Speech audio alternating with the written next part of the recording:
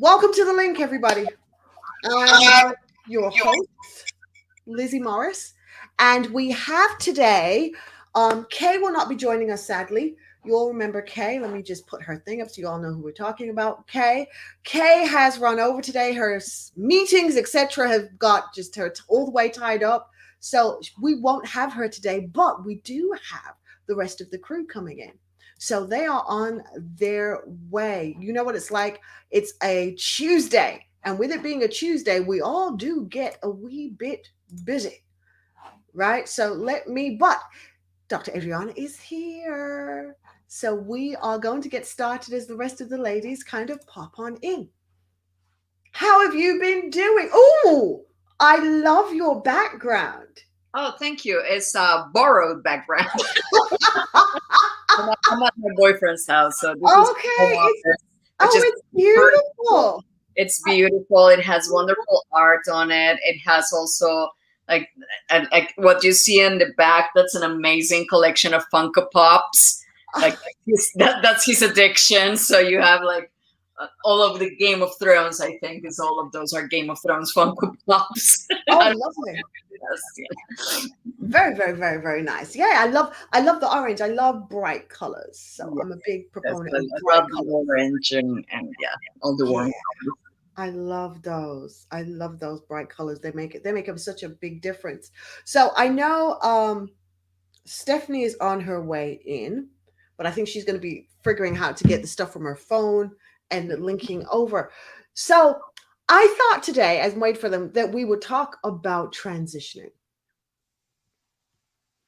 Because I think as ladies at our point of life, right, we talked at length about the transitions that come with age and menopause, etc.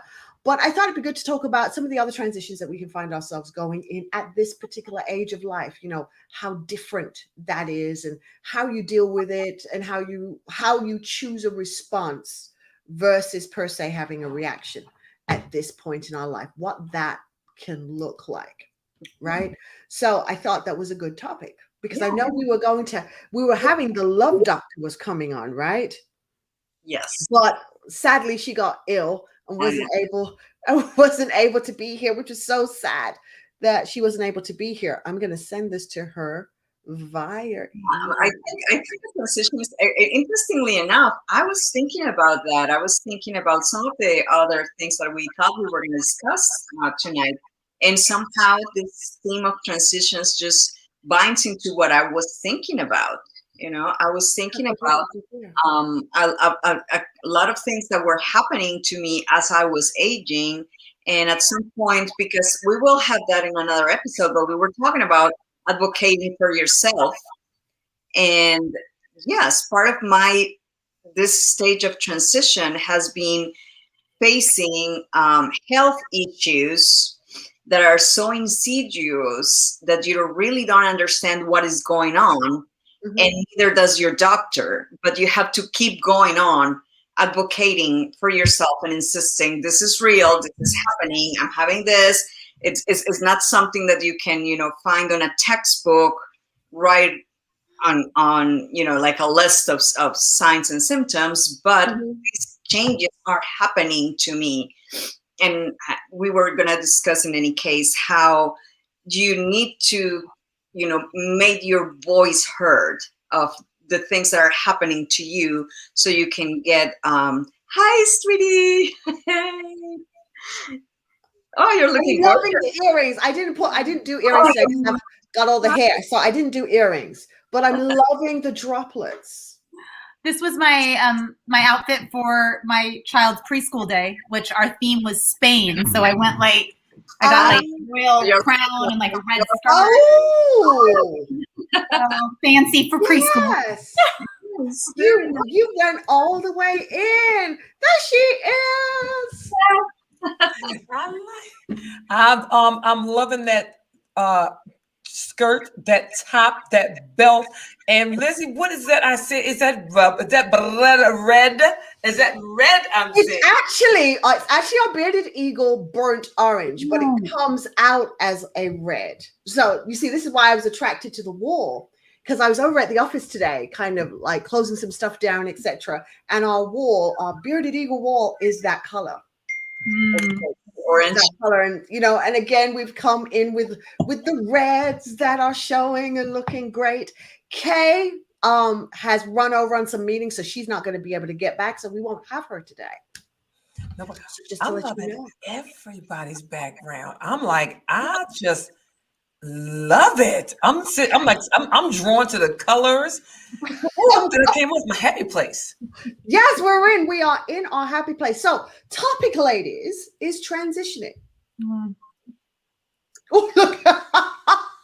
Yeah, she's like, let me tell you about transition. Yeah. I can see her. Oh, she's taking her glasses off. The glasses came off. This is serious business. This is serious.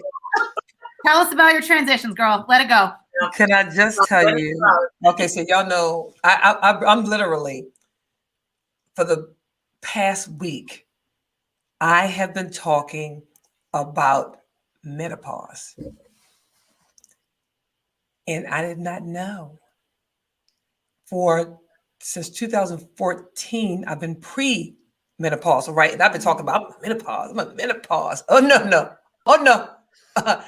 That was not menopause. This is menopause. I just turned the air conditioning fan off right here. Just turned it off because I was cold. You see, we're hot, we're cold, we're hot, we're cold. I've been talking with this doggone pellet. I'm going to blame it on all of you, and particularly Lizzy, ever since. I want you to know I found me someone. I am going to see and to get the pellet on Friday because I have been suffering. I really have. And you ever not realize what you were going through until you realized what you were going through? Mm-hmm. Once I started talking about this pellet, I'm talking to my husband, I'm talking about, menopause. Now I'm researching. He was like, He was like, yeah, me and the dog was just going to our corner of the world. Because sometimes you were in here snapping people's heads off. I was like, what? He was like, yeah. I was like, who is she? And what is going on? He said, I thought maybe it was stress or maybe, where's all this stuff? Where's it coming from? And then he said, now that you're explaining it, he said, but I also realized that you were saying like, oh, I'm hot. He's like, why she keep talking about she's hot? He said, but no, Steph, you've been like really hot, like hot. And I was like menopause hot.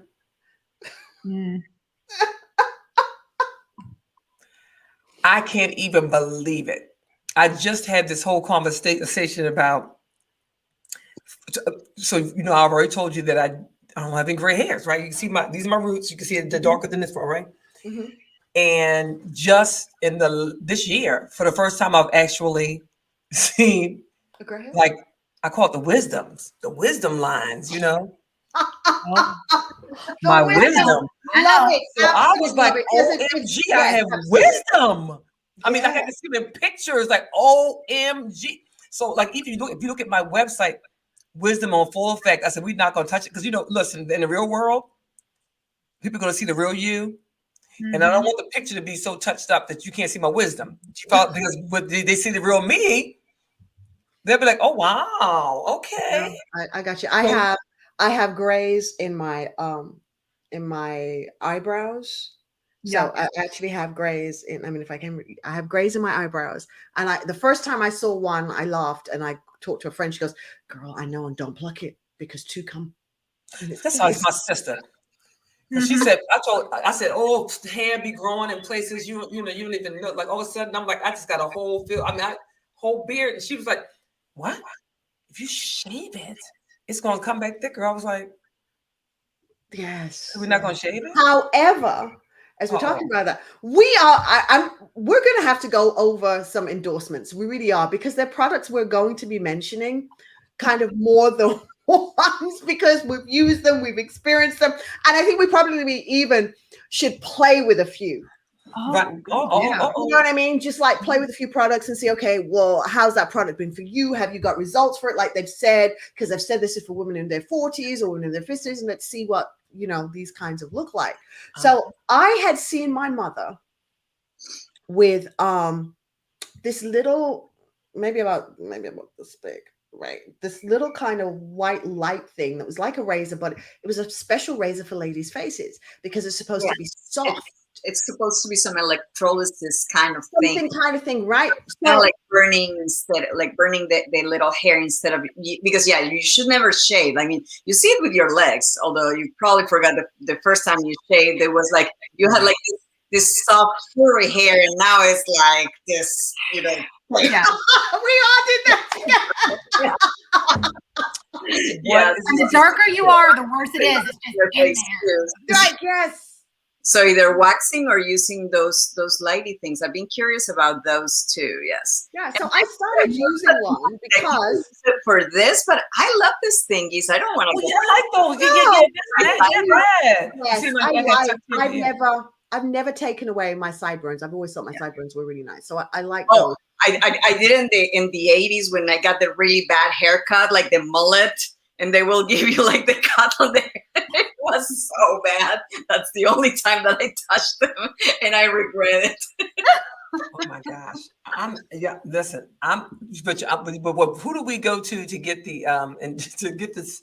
Talk about this endorsement for this pellet. I didn't said like every week. I think considering we're all in different parts of the country. Yeah. Although everybody knows there's pellets, there are different brands of them. Right. I've been doing my research as I've learned. I mean, so I made an appointment. Okay. I talked to a friend. She was like, okay, listen, Stephanie. I didn't try the pellet, but another friend, she tried the pellet. Talk to her. All right, but it's expensive. Yes. All right, then try this. So then I did more research, and she was talking about the fem ring. I was like, ooh. That's not natural, and it also side effects could cause cervical cancer. Exactly. Said, excuse me. Yes. See, that's the difference. I don't want to go from hot flashes to cervical cancer. That's the difference between the bioidentical medicine and the regular things that are on the market through the major organizations, right? So if you go to your gynae, right, just in general, your gynae, unless they are specifically practicing bioidentical medicine, they're going to prescribe to you things that will definitely help, but they have those nasty possible side effects. Yeah. But bioidentical doesn't. Well, I don't want side effects that are worse than the problem. Yes, and I made all kinds of appointments. I made appointments with everybody. Everybody got an appointment, and I told them all the same thing. I was like, listen, don't talk to me about anything if it's not something natural. She was like, got it. I'm going to have to say something here, and I'm pretty sure you guys are right. And if it's working for you, it's working for you, period. I'm not going to question that. I'm just going to have to say, because of my own background, that when people say, oh, it's natural, I'm like, yeah, so is digoxin, and it's extremely toxic. So the fact that something comes straight from the plant, like digoxin, which we use for heart failure, it's poison. So I'm not saying that you're putting poison. I'm pretty sure that what you're getting, if you're feeling better, it's because it works. But I'm just saying that it's funny because every time somebody tries to sell me something by saying it's natural, I can give you because I have a master's in pharmacology. So I can give you a long list of roots and things that are just plain on poisonous if people really don't know how to extract from them. And I'm talking about the root. So I know it's not what people want to say, want to hear, but I just want to make sure that it's, because it has become this idea of what they give you from the pharmacy is bad, and what they give you from the herbal pharmacy, it's always good. Apothecary is good. And I think you have to consider both, and you have to know if they really, most likely things are going to be valued enough and studied enough for you to know that it's not something that is going to cause you harm. But do not just fall for the natural as a label. That's the same of the label that says fat-free the label that says no sugar added, the it's the label that says gluten free on milk. It's like Dude, on a piece of fruit. I saw pineapple labeled as gluten free the other day. I'm like, are you serious? that's what I'm saying. Yes.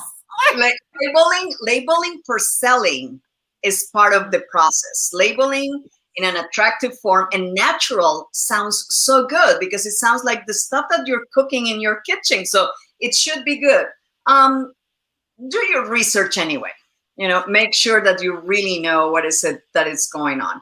I honestly don't know about bioidentical medicine. I have never talked to a doctor. I would like to hear somebody telling me their like a doctor telling me their explanation and what they think and what they see, and then I will love to judge for myself if I'm believing them or not, or I'm gonna have to do something. They just really wish that it's true what somebody else is selling to them, right? Because as a physician, I know that I don't practice. I don't have a clinical practice in the US, but I had it in another country, and somebody's always trying to sell you something, and they're trying to sell you so you sell. So, obviously the people from the natural brands have this natural label on them that sounds so innocent to patients that everybody wants to jump on them.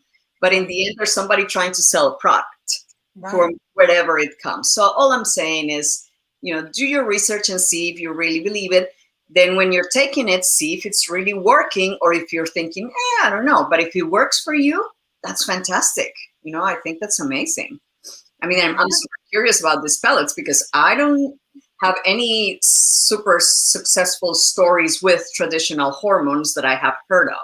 So if there's an alternative to that, I really love the idea. I'm going to have to find out because I have been trying. Now, I told you I've been premenopausal, so I've tried a lot of different things for that because the hot flashes portion was already seeping up, right? Mm-hmm. What's new, like new in the past 2-3 weeks, actually, is the emotions. It's the shortness, like being short with folks, and the mental clarity, feel like being a little fuzzy, and their energy. So you were talking anyone, so it's like everywhere I go, and then I did look for some doctors to see. And so actually, I'm going to see an actual doctor who's is a physician who's actually going to be giving me the pellet. But she asked me a bunch of questions. I had to fill out a bunch of that. I did blood tests, and all this. I mean, lots of blood work. I had to go to the lab and do all this blood work. I just did all the blood work yesterday. She was like, you wait till the last minute. It's because Friday was just not a good day. But I am going to I'm going to give it a try. I would say I tried everything else, and I would say it just made it worse. In my opinion, it made it like some of the other things they gave me made the hot flashes like worse. But I will tell you that my gynecologist, she said, when I told her, well, this is what I'm going to try, she was like, but I get it, because like you were just saying, that everyone is selling, including your traditional doctors, because they get kickback after kickback off whatever prescription they sell the most of. This, I mean, there's a lot of tropical vacations that being paid by prescribing the brand drug or whatever. What I'm saying is, don't think that the other guys are not doing the same thing too. Oh yeah, everybody look is doing it. So we need to do our research and see if what we are getting, it really feels convenient and it really feels like it's helping, and not just assume that one or the other label on it is what is making it work. It's what it actually feels that it works for you. Transitions, I think a lot of times we think it's going to be from one to the other really quick. And a transition for me has always been much longer than I anticipated. So it's, you're going to have to, it's trying and failing. It's figuring out this piece works, but this piece doesn't. I like this doctor. I feel aligned with this doctor. This person doesn't feel like they're listening to me. And I feel like I'm in transition more than I'm at a destination most of the time. So, you figure one thing out and then. boom, new transition. I think that's a good point. I think, and maybe that in itself is something to communicate to people when we talk about the word transition. Mm-hmm. That transition doesn't mean transport, Yeah. right? Because Yeah. transport means Journey. I am going to take you from here, bam, drop you there, right? And you're at your destination, right? But transition is eliciting a journey. Mm-hmm. And in every walk of life, I mean, we're talking about on the biological kind of sense, right? But Mm-hmm. when you come to you as a person, the seasons of life, Yeah. those are transitional because they're journeys. So Yeah. there's the journeys of you being, a teenager, and I can still remember my teenage years very well, right? So we're going from being a teenager to then you're a late teen till then you're an early 20s. And then you're, that Mm-hmm. desperate mid cycle of your 20s when you hit 25. And it hits people in different ways. I remember at 25 being horribly depressed because I didn't think I'd achieved enough. And what I wanted to achieve just seemed like it wasn't necessarily even in reach. And it was so far away, and I was a mom with 2 kids at the time. And I just didn't feel I had everything prepared enough to substantiate that this was going to look like a good journey. And then you get into your 30s. And I remember I did a huge thing for my 30s. I took girlfriends with me away and we went to a meditation retreat because what I wanted to do was I wanted to be so grateful for 30. And it felt like I'd been waiting for 30 for so long because 30 felt like a point at which you were recognized as being a real adult. So kind of like in your 20s, people kind of say, oh, you're just in your 20s. You don't know anything. You're young. So you get that kind of thing that people are doing at you. But when everybody was in their 30s, I saw people giving them more respect because they're in their 30s. So I was so elated to be 30 years old. So we went away. I did like a worship retreat. Right. And we were thankful and we shared stories about our journeys to where we were. Because most of my friends were always old. I always tend to have older friends. Right. So all my friends had already done 30, some were in 35, some were in the 40s. But we were celebrating this and they were giving me words of wisdom about, what to think about for the years coming and etc. So it was so exciting for me.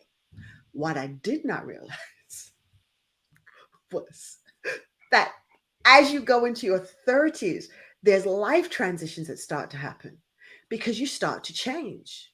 Mm. And what it is you want from life starts to change. Okay. And so then you start to assess as you're transitioning all the people and the things around you. So it was in my 30s, I had my first divorce. Mm. Right? Because it just didn't seem, when I was looking to where I wanted to go, I couldn't see that I could take this partner with me without morphing them and making them be something they really weren't. And I didn't think it was fair to ask them to be somebody else other than what they were. So I made a conscious decision. In fact, I made the decision while flying from the UK to Atlanta, Georgia. I did a pros and cons and root cause analysis. On the relationship. That sounds like a lot of wisdom. In my relationship. Absolutely. I did. Phone diagram. I did all of that on the plane because it was a long plane ride. It's like 10 hours. So right? Wait a minute. And I was very logical, extremely logical about it because it wasn't that I had fallen out of love with my partner. So I couldn't say I don't love them anymore. That wasn't the case. But I couldn't see that we were going to be able to walk together anymore because where I wanted to go, they didn't have that in them. It just wasn't. So I was trying to make them be somebody they weren't, and it was causing friction. And I just come back to that. So you can't go. See, that right there is a thing. You just said something there. Mm-hmm. So was the person older than you, or your age, or how old? Actually, older than me, 5 years older, because I had always in the past until like my last marriage, actually always been with people who were older because they tend to be a more, people who are my age and younger. Normally, we're not on the same level. Yeah, they kind said of thing. 7 years is It probably. just didn't work because I'm kind of old. I've always been a little bit older in my thinking kind of thing. So it didn't, but they just didn't have the drive. I'm very driven, right? There's something in me, and I'm a very driven person. So I do better with somebody who's a driver too, or at least can show me a path that I can believe your path is going to take us somewhere. So you've got some proven leg room with me that, okay, you've made some stuff happen before. Okay, you've achieved some stuff. Okay, I can trust you. I'll follow along. I need to have that. If I don't have that, there's that sense of, oh, I don't know. Yeah, and I can't do the whole, I'm going to submit and follow if I don't know where you're really taking us. It's hard for me to do that, right? And I guess also I have to admit, when people talk about energy, I probably carry a lot of masculine energy, right? As a result, which means somebody's got to be an extreme alpha for me to be able to really walk well with them. So in essence, they're trumping me, and I know I'm trumped. So then I can, kind of. You can tolerate that for a long time? Yes. I used to think I was like that, and then I realized it will just explode because I cannot stand it. I just need somebody who can just be, like, I used to be very attracted to super alphas, and now I'm not. But I also, it's not that I need somebody who's, let's call it a beta, but it's just like, you're okay with your thing and leaving me with my thing. Because I'm not going to go where you go. I really do not like being told what to do. It's funny how still, now that one of the things that I've done growing up is become very patient. And as patient as I am, the one thing that irks me is when I assume, even if it's just an assumption, that somebody's telling me what to do. That's the one thing that goes, and you rebel against it. What's it do? What's it do again?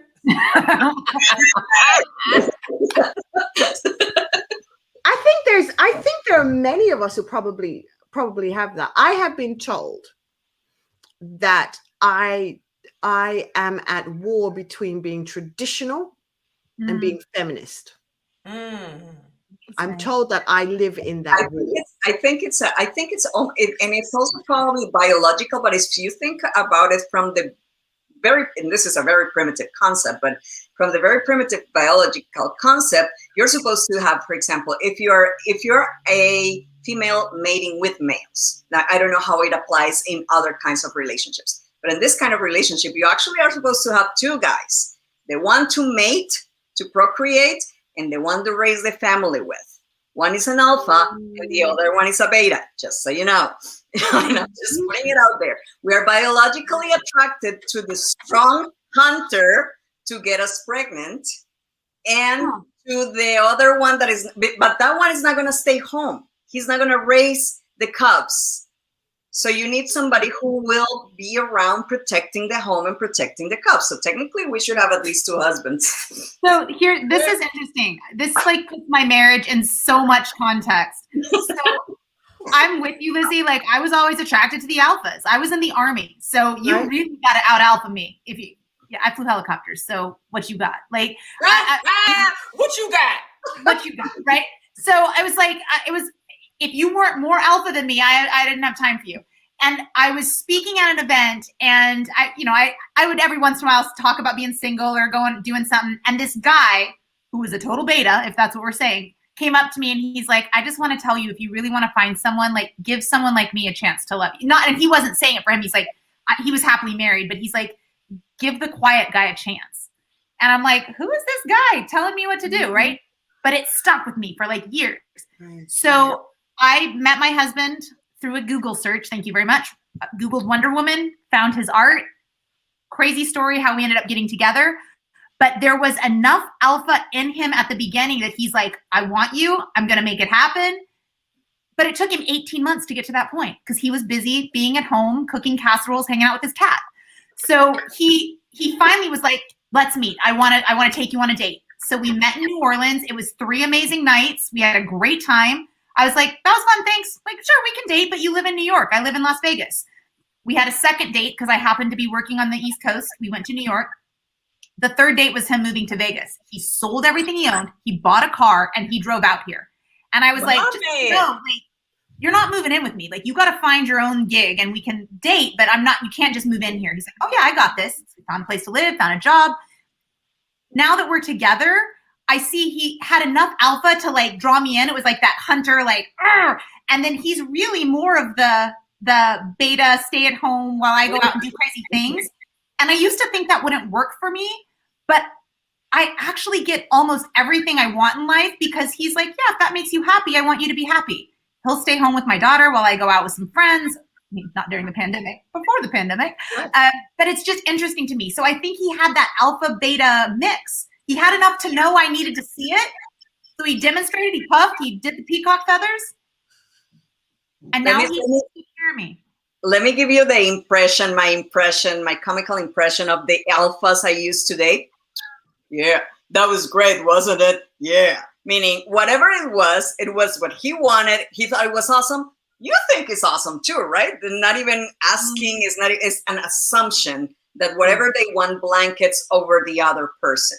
And when you're younger, at least when I was younger, that will totally, will be covered by that blanket and completely blinded until one day I was like, wait, I've been like stumbling around because I have this blanket around me and I cannot see anything. And then I just needed to get out of that relationship and then falling again and again for another one that was the similar thing because it's that, that initial attraction. You think that that's enough to hold on to everything. And I don't know. I mean, it took me many years to get over that. And now it's funny because now I see the guys that are like that and I'm like, it kind of like, they make me like take steps back. Like that's how much they freak me out now. That's like, keep your alpha thing. That's enough. That's enough. Stay. Like just keep your. I'm gonna have to take this science thing that you put into consideration. I'm gonna have to think this through because I'm now at a point where I'm going to be 48. And in fact, I was having a conversation with my father earlier today, right? And I was talking this whole thing, Dad, I'm transitioning and I'm here and I'm not, I'm really not sure. What I want moving forward, but I don't want anybody to tell me what to do. Right. Because I said, like I've seen somebody and they're trying to tell me what to do. Don't tell me what to do. I'm not stupid. Right. Don't tell me what to do. I'm not stupid. Let's have a conversation. Mm-hmm. Present your viewpoint and show me proof. Then I'm all straight. But this is a classic line that a lot of men have used with me over the years. Oh, you need to be tamed. Mm. And the minute somebody says that to me, tame who? Do I look like a horse? I look at all of our faces. I mean, I should have taken a view. It was a collective no. You're going to tame me? Tame me? And my father said, it's so interesting because my father, right, is such an alpha. My dad has always been an alpha. And it's interesting. And what my dad said to me? It's control. Men want to control you. The men you're meeting and you've been around simply want to control you. And they're frightened when they don't believe they have control because they don't know what the outcome will be.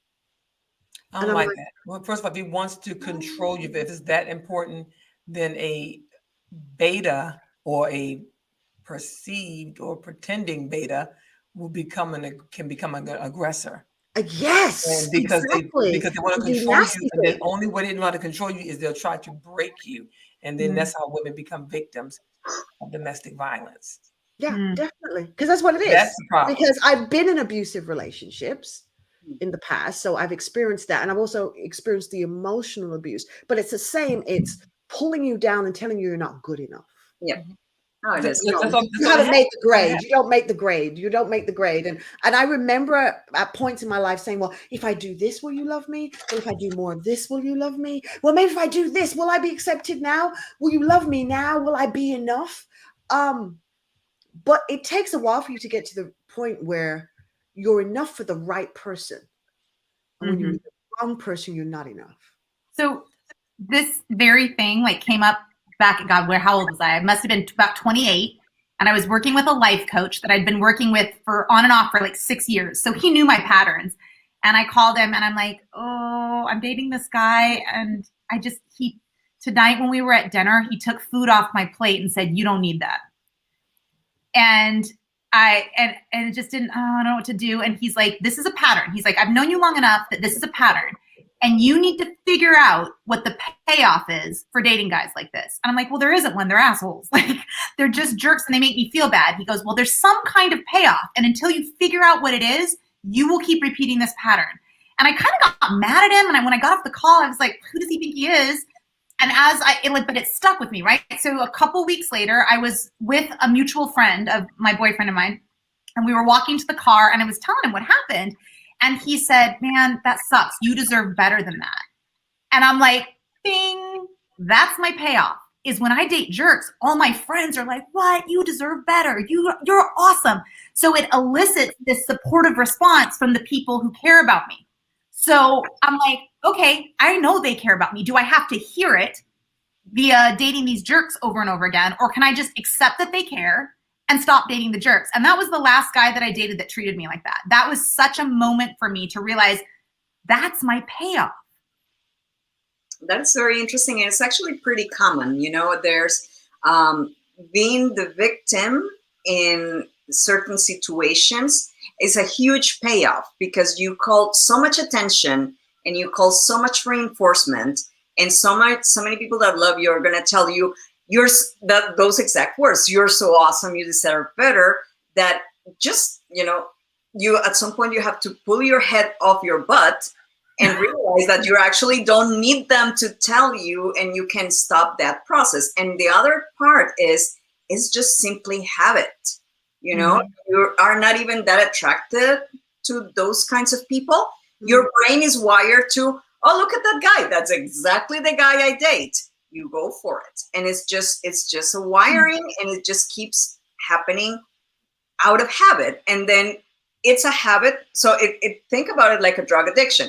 It's a habit, and you do get a reward in the end, because somebody's going to tell you that you deserve better and that you're awesome. So in the end, you're doing the thing out of habit, and you're getting the reward, and you're just going in a circle.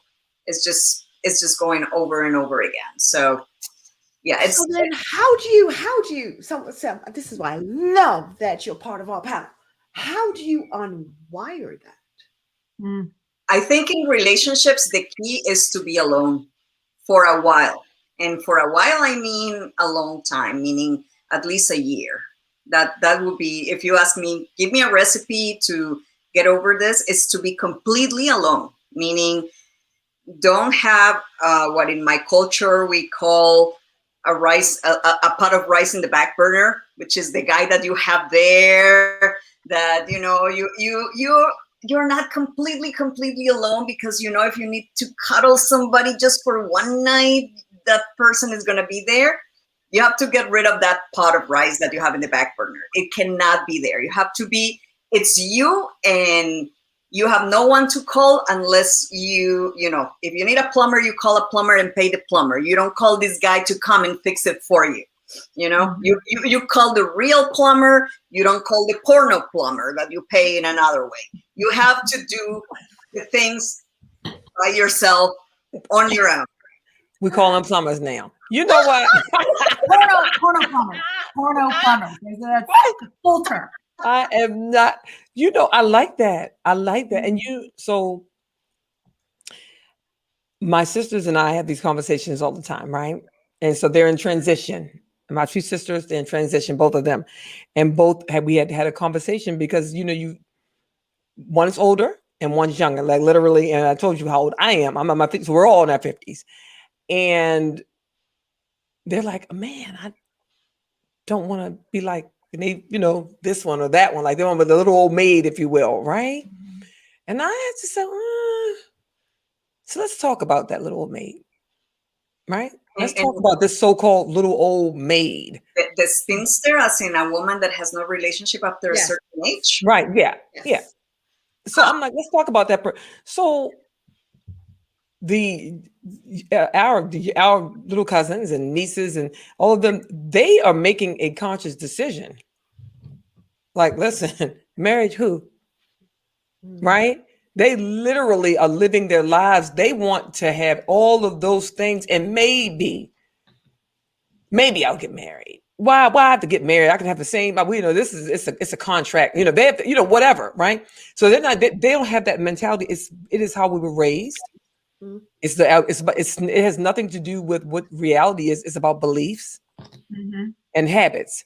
So, and just like we were just talking about relationships. No matter what it is, whatever that thing is that we do and we keep doing over and over again, we know it's not good for us. The only time we can change it, the only way we can change it is to recognize. And when we decide, because nothing happens till we decide. Think about a time that you were like doing the same thing and the same results, and then one day you just said, "I'm not doing it anymore." You just stopped and didn't do it anymore, and your whole life was changed. You just didn't do it anymore. It could be a friend. You know, we can drop a good girlfriend like nothing, right? She's a good girlfriend, but when we find out she's not really that good of a girlfriend, right, or whatever, boom, we're out of like they never existed. Keep it moving. The same thing with the relationships. This is not just my belief. It's mine. It's my experience.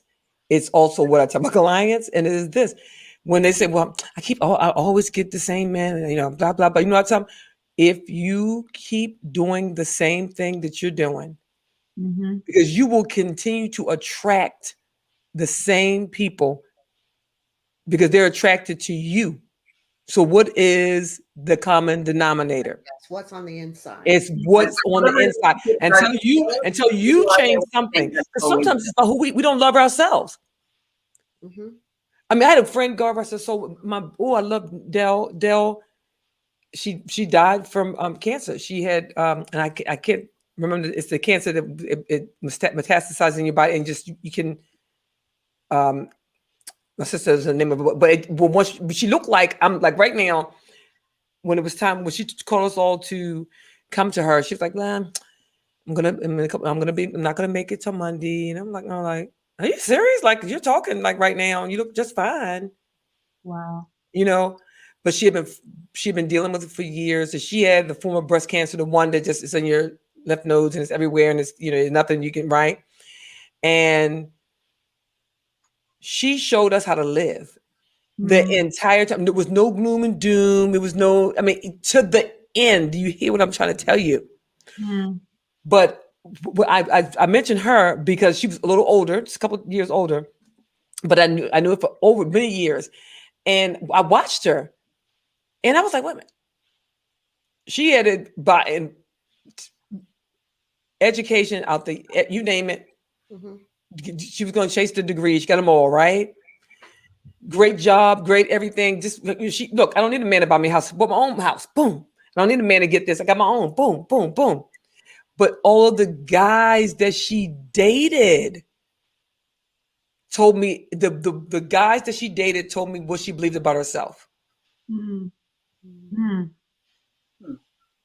Well, I'm going to throw something there that it's not my personal experience, but I've heard it a couple of times for women over a certain age, mostly. Because let's face the truth. The pond becomes smaller and smaller as you age. And it's actually not, we tend to think because there's less men available, for example, or less people available, but it's actually because we are not as stupid as we were when we were 20. When we were 20, first of all, everybody was young, so everybody was hot.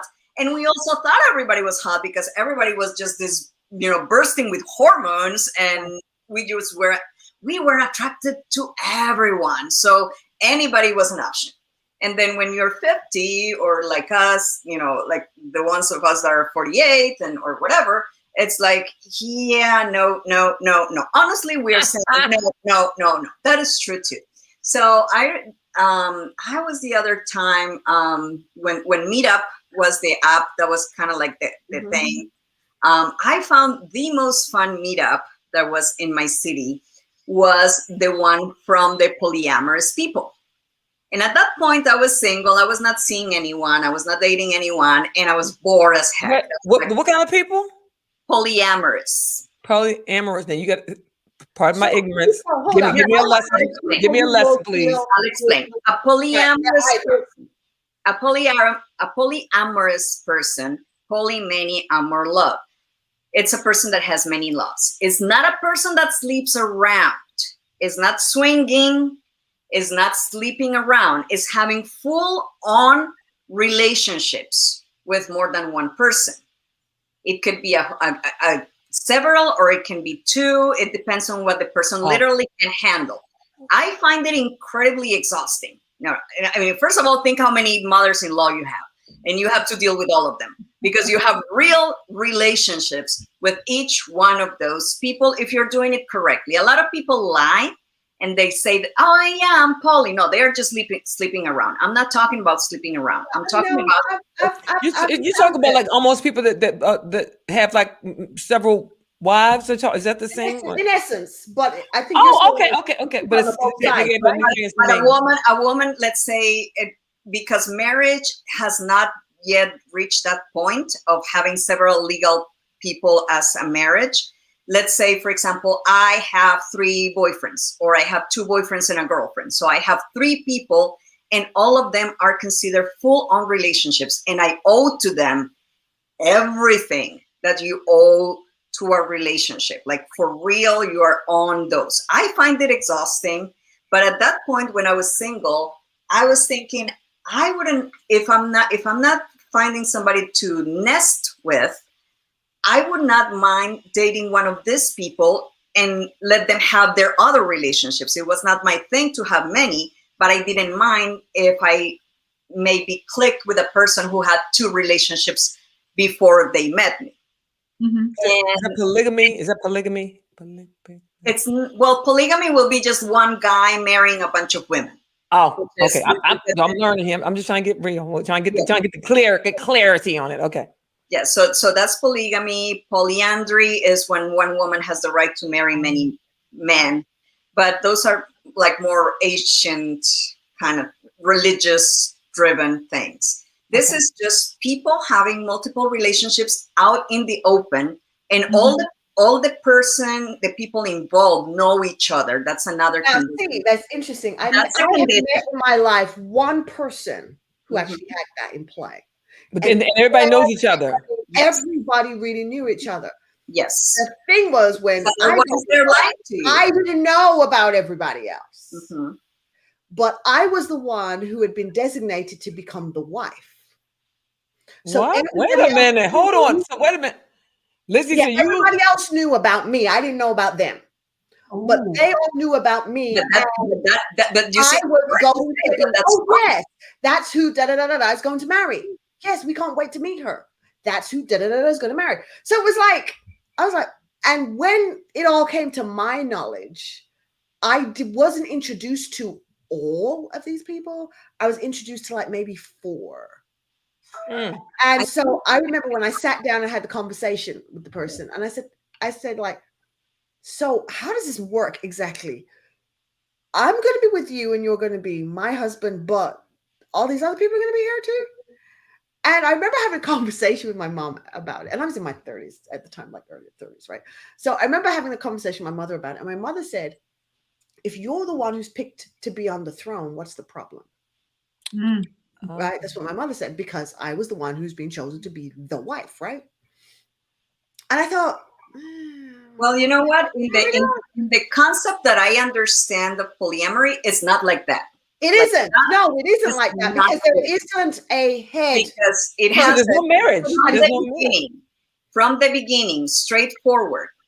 I go on a date with you, and I tell you, Lizzy, I'm a poly person, and I have 2 partners. One's called Stephanie. One's called Leslie. If you want to date me, you will have to meet with them eventually too. We can all have coffee. Doesn't mean that we are all going to be involved unless you decide that you want to date one of them too. And then we have to talk about it. So it's this very frontal knowledge of the I like the fact that that is so straight out there, because like I said, I know people are trying to do that, but they're not being honest with everybody in the party. Yeah, that's when people think they're in a real relationship, but there's 6 other people who think they're in a relationship too. If somebody's doing it behind somebody's back, that's not it. That's not it. That's it has not to be it. Full on. Yeah. So, for example, I dated briefly a girl she was fantastic, but she was in another city. And I guess we didn't really fall for each other that much, even though we had a lot of fun hanging out. And she had a living girlfriend, and her living girlfriend had a boyfriend. And when I did not get to the point with her to meet her girlfriend, because we only saw each other maybe 3 or 4 times, but I was on the speakerphone when the girlfriend will call and say, hey, did Adriana come by? Yeah. Hey, hi, how are you? Yeah, well, we're having fun. Okay, bye. So it's very much very open. Yes. It's very much, and it's very much clear that this is happening and there's no surprises. And then, of course, it gets incredibly complicated because then there's people have their rules. Like some people want the idea of a hierarchy where somebody's the main and then the other ones are not. And some people say, no, it's egalitarian. Everybody has to be the same. So my point of bringing it up is that in that group that I was just, having drinks with them, not interacting in relationships, but just meeting this group of poly people, they were saying, oh, this is fantastic when you're like over 50. Because when you're over 50, you are set in your ways. And nesting with a person at this age is really difficult because you don't want to give up the house that you're already paying. The other one already has a mortgage too. They have their house organized the way they want. So sometimes you really don't want to give up what you already have, but you would like to have a relationship. And some people were like really happy. I remember especially a couple of women who were dating a guy and they're all over 50. I actually think some of them were over 60. And they said, no, it's great because I spend a lot of time with my daughter and my grandchildren, and I do this, and I go to this class, and I go. So she had so many activities that she wanted a boyfriend she could see once a week. And she was not going to spend any more time with a person in a relationship. So she was always dumped because men were like, well, you're supposed to be home, washing for me or whatever, you're supposed to be like a wife at home or something. And she was like, no, since I've been dating this guy, I see him once a week, and that's great. And the thing is, he does have another girlfriend, and she's pretty cool. So sometimes we all hang out together. But then that fulfills my need for a relationship, and I really don't have to worry about a lot of things that I would have to worry with other person. Now, does that work for a lot of people? I don't think so. But for those that do it, and they stop that idea that your spouse or partner has to give you everything, then it becomes very interesting. It's an option. It definitely is out there. I think that deserves an entire show. It does, because I'm sitting there like, wow, it's great to have somebody who has the experience and has lived through it. Because unfortunately, if you read through, because I've been, when I was hanging out with these people, through Facebook or whatever, I would see the groups that they're part of and their support groups and Facebook groups. And you see a lot of people being just trampled and deceived and these horrible, sad stories because people are saying that they are polyamorous and the person they're with doesn't know they're polyamorous. But I can see someone that's just trying to be manipulative. That would be a great. It gives that's a great platform to do it because you play all these games, and particularly married people that are just trying to find somebody to just spend some time with, and and not have to think about making a major commitment. Exactly. Because I thought we all agreed we were in this polyamorous. Right. So but in the meantime, you're not in that, because for real, you're not really that, because you're over there married. Right. And your wife doesn't know anything about me. And if she did, this is the situation. Yes. Yeah. And also, that's what she doesn't want. No, it turns out it's like. Oh my gosh, that's I can see that. I can see that being. Yeah. That's usually a courtship like this starts in a completely different way, in the sense that let's say two people meet for a first date, and usually by the second date or by the second time they see each other, they first in some way get to connect to the other people around them. Like that would be like from the earliest possible point, established this is exactly all the people who are involved. just so you know, and you can make an informed decision. And that's very interesting because that goes so much against our romantic notions of, I will see you, I will look into your eyes, I will know that you're the one, this big spark is going to explode, and I will not need to ask any more questions. And what these people are saying is you have to ask as many questions as you can so you know what you're getting into, because otherwise you may not know exactly what this is going to be. I mean, you're just reminding me of conversations I've had with people that relationships don't all look the same way. And I think we've been primed to believe like they should look a certain way or we're not doing it right. And so there's two definitions. One that I heard that I really love is a happy relationship is two separate houses with a well-worn path in between. So like, especially if you're set in your ways or you love how your space is, like that can be a super successful long-term relationship. And then the other one that comes to mind was a friend of mine that I stayed with. We had planned this visit for a while. And when I got there, she was kind of acting a little weird. I'm like, what's wrong? And she goes, okay, I'm going to have to tell you something and I hope you're okay with it. I'm thinking like, God, what is she going to tell me? And she's like, my husband and I don't sleep in the same room. Oh, girl, like, we have our own bedroom because we value sleep. But like, honestly, they were the happiest people together. They did sweet things for each other. They supported each other. They had cute little nicknames, but they slept in separate rooms. They would, obviously visitation for things, but like that just worked best for them. So she's like, we don't have a guest room because of that. So we have the couch all made up for you. And she was kind of acted like she was a little embarrassed about it, but I was so like honored that she let me stay in her house and like actually see what their relationship was like. Because it was the first time I felt like anybody had really been honest with me, that relationships aren't two people sleeping in a bed, like, perfectly happy all the time. Like, I don't know. It's just so refreshing to see somebody doing something different, but very successfully. I love it. I mean, if you ask me what my absolute ideal would be, it will be neighbors. Like so close that you can, maybe the whole week you don't go to your own place because you've been having so much fun or it's been so nice that you haven't gone, even you already run out of plain clothes, but it's that close. But otherwise, I love the idea of the separate bedrooms too. Yeah. Because it's just, there's never enough space. There's never enough closet. Oh, come on. They're snoring. They're doing this. They're doing that. So I am I have to say, ladies, I'm a big proponent of sleeping in the same bed. I like to cuddle. I'm a cuddler, right? I like a tuning situation. I like to cuddle up close. I like to hear your heartbeat and take my breathing off your heartbeat. And I like that. So for me, the sleeping in the separate rooms, that doesn't really work for me. That's cool. No, but that's cool though. But that's real. Yeah. I'm used to it now. So I find myself, it's funny because, when we go on vacations, it's like the time when we constantly share a bed with John. We share a bed constantly during vacations mostly. So for 2 weeks, we're sleeping in separate. And it takes a while to get used to it because you don't remember how to do it anymore. It's like the sleeping part. It's like it's not about sex or anything like that. I know what you meant. Where do you put your hand? Because somebody spoons and then the other has to do something like this, and it's just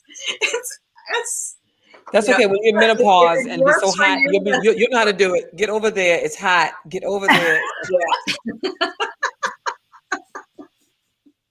But like, it's so nice to know about yourself. You're like, as you hear something, you're like, no, I like the cuddling. That's important to me. Yeah.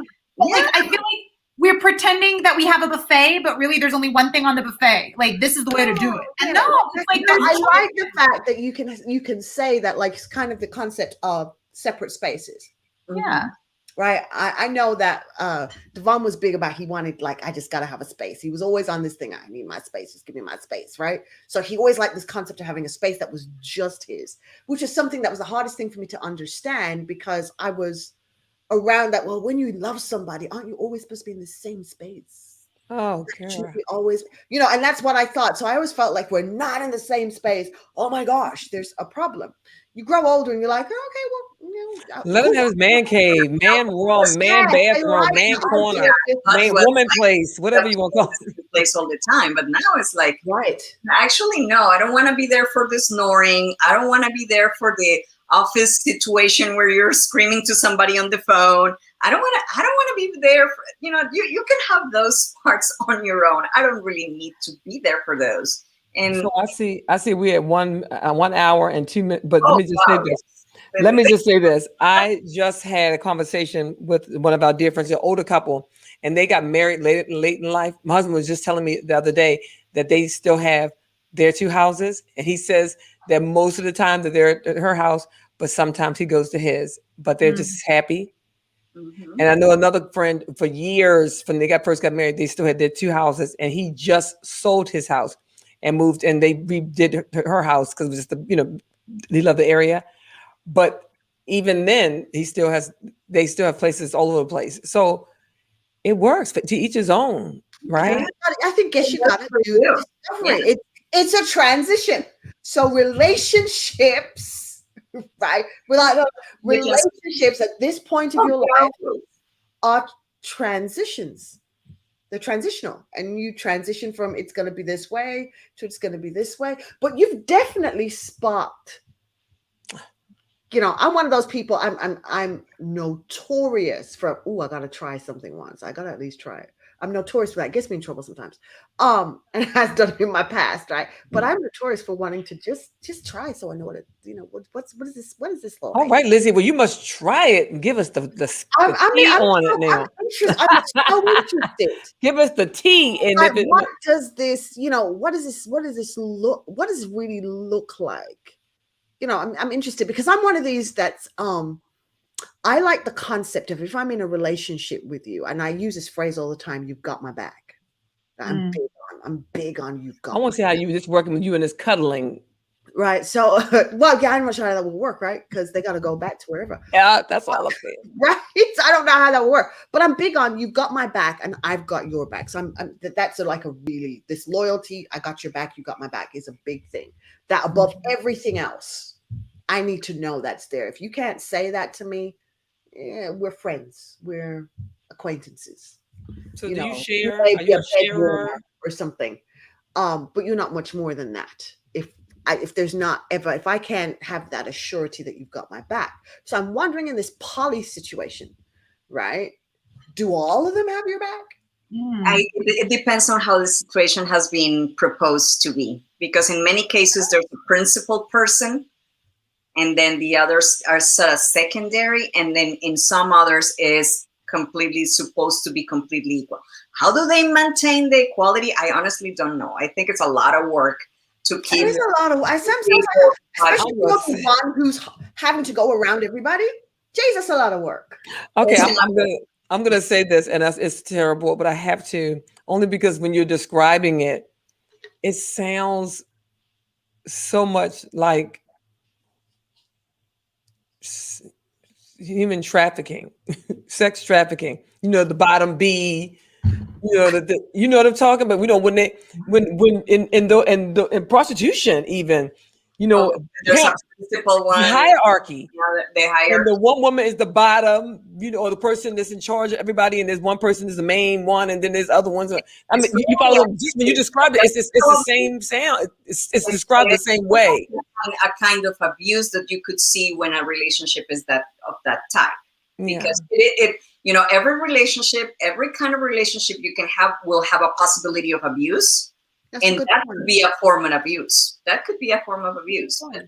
what's the show? It will not be the healthy. What I want to make clear is that's not the healthy. Yeah. That's not the healthy example of the relationship. It will be an abusive example of that kind of relationship.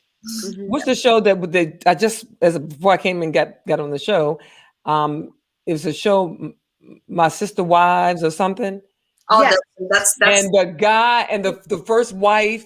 She's I haven't seen it. They were showing the previews, and this is an example. I mean, when they showed how they first started, she was like, "I'm the first wife. I got one child," and the whole thing was sure realized. And now he's getting backlash because he's like, and you see the two of them talking. He said, "Well, I know what's going on. I know what I need." And she said, "Well, I want you." He said, "Well, I ain't coming." Okay, and so like, what? And he was saying that because he said she needs to, like kind of basically woo me. She needs to, come after me and what she needs. And like, I'm like, wow. And when if she does all of that, then she'll get this and she'll get that and she'll get love. And wait a minute. So I was like so when you look at that, that's hard. That's emotional abuse. I'll tell you something that's unfortunately a concept that makes it look like that's not really a good possibility. But there is a show on Showtime. So if you have Showtime or if you have your Hulu with Showtime, there's a show there that is called Polyamory, Married and Dating. And it's a reality show, and it shows you, there's 2 seasons, and each season shows 2 groups of people who are, and it shows how they do it. And it's like, at the end, you're exhausted. You're like, oh my God, these people keep like Google calendars, and they keep a lot of things because they have to keep track of everything and everyone. But it shows you the difference with that sister-wife kind of thing, which is, oh, yeah. I honestly have never watched the show, but it sounds to me like that religious connotation thing that is kind of like somebody's right to have, and bullshit. Nobody has right. the right and they're to running have from state to state. That's not it. According to the if you want to check the real situation, I really like this show, this one that is called Polyamory from Showtime. It really shows the reality and how they manage their conflicts and how somebody feels that somebody doesn't have their back. And are you showing more loyalty to this person that you're showing? And all of that, of course, is part of the situation. There's a lot of people involved. Wow. So that one, it's a pretty good one. It's very interesting. I feel like I've seen like a clip or something of it, but I'm going to wait for the Lizzy show. So Lizzy, give me the real. Because I need somebody that has not done it to come into it and see what give me like, the 411 on it, and then because then it's not you can see the before and after. If it's, and then they can say, you know what, it is everything what it is, and I love it. I've had this, and now I like this, or whatever. It's very common for poly people. I know that. It's very common for poly people to not want to date somebody who has traditionally been monogamous because they are like, I really don't want to put you through school just so you dump me in the end. It's. I don't think they have to school me because I think I understand the concept. Okay. Right? But the question is that a concept let me think about myself and be knowing myself. Is that a concept I could live with for life? I don't know. But it's not a bad idea to meet a few people and. Yeah, but I said, like you say, as you're in transition. Yeah. It may be something you may be like, wow, why didn't that occur to me before? Or you can just simply say, listen, I'm trying to have a good, do all go right like a guy. I'm just here to have a good time. We'll see where this is gonna go. Let's enjoy it while it lasts. God, that's a classic. And keep on moving. I mean, right? That's a classic. One at a time. Let's enjoy it. Let's not put any terms on it. Let's not put any labels on it. I just like the honesty up front. Yes. Like the honesty. This is the deal. You can get in or not, but this is who I'm dating and who I'm dating. So I like the honesty factor because I'm big on just tell the truth. I think that's what makes the key. If something sounds shady, it's shady. She don't even got time. First of all, Lizzy, do you even have time to have more than one person to date? Is what I'm trying to figure out. I've been accused that I don't have time to just have a relationship. So but this is what I'm trying to figure out. That would work though, because then I could schedule that, right? But there was the Google Calendar. All right, so maybe I could say that Tuesday night or Wednesday nights or something. I don't know. Although I've become more and more happy with being at home in my house, more and more happy with it. So the concept of having to leave my house to go somewhere is always not the best concept for me because I love my house.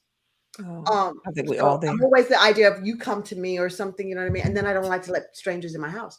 So it's something I'm going to do some research on.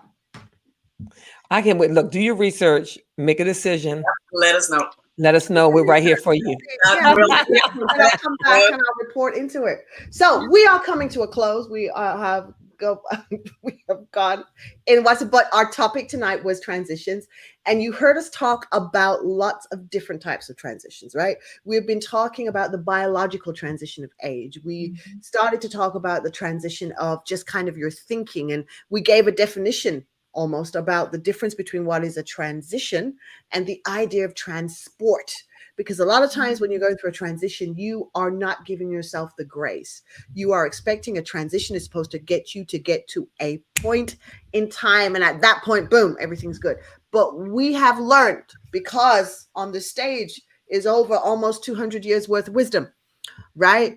And we have understood that transitions are things that are journeys, that are part of this thing that we're doing called life. So next week, we will be talking some more about transitions, and we're probably going to be on transitions, I would say, maybe for about a month as we talk about the different things that come up with that. So we invite you to join us, and we look forward to you listening to the podcast. And I'm going to ask all of my co-hosts to give their closing remarks. So, Stephanie, your closing remarks. So today is your yesterday's tomorrow. When you think about your next step, your transition, your transport, live it. Don't think about it, because oftentimes we are so busy thinking about it, we never move to our next step. So let's journey together. See you on the other side. I love that. Leslie, because you gave us that great analogy that really just kind of made it go, woo. Yeah, I think for me, when it comes to like, when I feel myself getting tense, I have to consciously slow down and think about what transitions am I in right now? Like what's happening for me? And the way I think about it is, where are my feet not on solid ground? Like I have one foot on the old way and one foot on the new way, but I'm still trying to figure out the in between. And anytime I feel like that, it's a transition. So you can be in multiple transitions at one time. Like I'm on one of the ones I'm on right now is kid at home, putting kid in preschool. Like, and it's all the paperwork, and I missed the deadline for the first payment. Like, and so it's tough. And when I layer that on work transitions and relationship transitions, and we're coming out of a pandemic, transition is a big part of our lives. So be gentle with yourself, because you're in it a lot. Yes. Dr. Adriana, what would you say to us about transitions in closing? Just be kind to yourself. And if you feel that something is heavy on you, it is because it's heavy on you. So don't be quiet about it. Don't suffer in silence. There's no need for that. Just make sure you're being kind and don't rush through anything. You know, I've been the kind of person that's rushed all my life through everything. It was not worth it. So just be kind and take it easy. Yes. So I would say this, from learning this week as I've gone through some personal transitions of my own, is take the moment. Yes. In living for the future, don't live so hard for the future that you don't take the moments. Oh, I like that.